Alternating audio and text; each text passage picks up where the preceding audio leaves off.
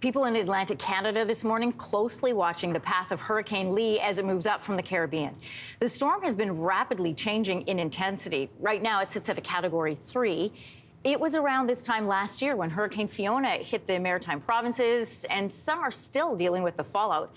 Fiona was one of the most intense storms in Canadian history. It destroyed homes, buildings, and displaced 13,000 people all along Canada's east coast. Chris Fogarty is the head of operations at the Canadian Hurricane Centre Storm Prediction Centre in Dartmouth, Nova Scotia, and he joins us this morning. Thanks for being with us. Yeah, no problem. You are one of those people closely tracking the path. Where's it headed this morning? It's still on a west-northwestward track.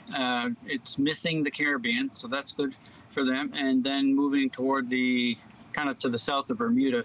Before it turns northward, it looks like it will do that by late Wednesday.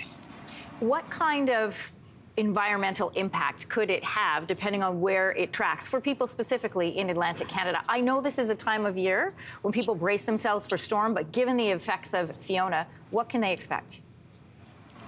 You know, this is the challenge with this storm. Our computer models that you've heard a lot about over the last week are able to project out to 10 days now. And that's pretty far stretching the limit of predictability. If this storm does affect us, it will probably not reach us until the weekend, so another 6 days yet. And how it will affect us still remains to be seen. It probably will have some sort of an effect. We'll definitely see rain this week in parts of Nova Scotia. Often that happens well ahead of the storm as these hurricanes move northward. While I have you, we still have more than a month of hurricane season to go. What are some of your biggest concerns during September, October, and November? Well, a big concern here in Nova Scotia is that we've had a lot of rain through the summer, and it's been in the news, of course, very flooding rainfalls. So our water levels, our ground saturation is already quite high, and we certainly don't want a hurricane coming in with a lot of rain with it, or if the hurricane merges with a front, that could happen with Lee this coming as this storm moves northward. So that's one of our biggest concerns. Also, after Fiona last year, some coastal areas are left a bit more exposed due to damages from that storm, as well as a sheer number of trees that were taken down by Fiona. So areas that were once sheltered by trees are now somewhat open. Chris, what does its path look like through the course of this week?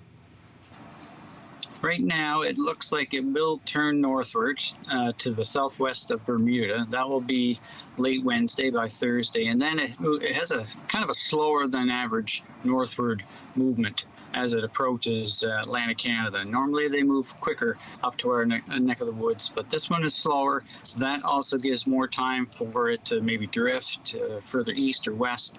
So we still have a few days yet to go before we know if and how the storm would affect us. Chris, I want to speak to you as somebody who lives in the region. What are some of the anxieties or conversations that you're hearing from people as they watch this storm?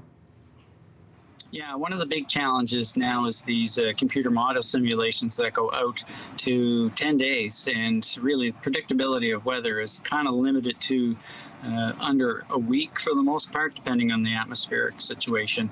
So there's been a lot of consternation and angst about this storm affecting us. This week we'll have a better idea, but really up until now, we don't really know if it will affect us. It could still move to the offshore and we might just get a little bit of rain.